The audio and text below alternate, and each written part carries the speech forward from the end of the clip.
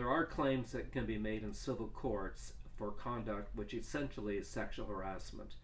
And there are two types of tort remedies. Tort just means civil wrong, that are used frequently. And the first one is intentional infliction of mental distress, and the second one is assault and battery. Those are the two common torts that are used. There was a case recently that went to the Ontario Court of Appeal where a female physician was invited by her male colleague to dinner at his home, where he forced himself upon her and basically raped her is the accurate word. And coincidentally, we'll discuss the evidence in sexual harassment cases later. Coincidentally, she allowed him to drive her home after that event, and there is some issue taken by the defense on that issue, but the court said, that's of no movement here to the event that took place.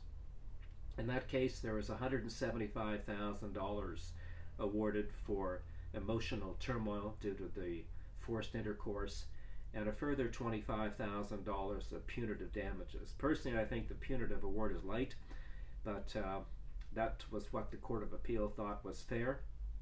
And in addition, there was an award made for her full legal bill of, drumroll here please, $325,000 in legal costs were awarded against this person.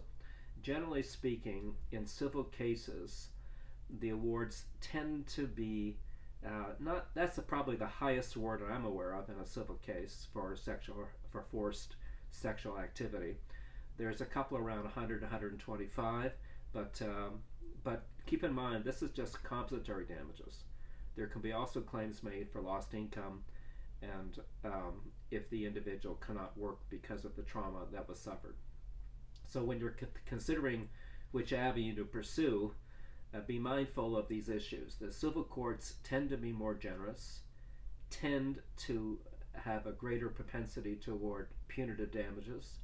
Will tend to. In Ontario, BC, and Alberta, they're just never awarded in human rights cases. At least you have a chance of getting punitive damages in a civil case, and legal costs are also awarded.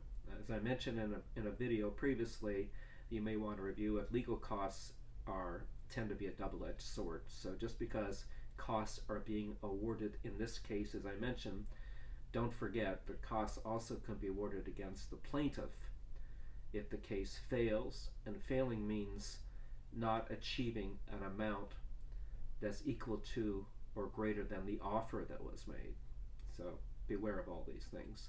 I'll put links to all this stuff down below, and there's more detail there. Thank you.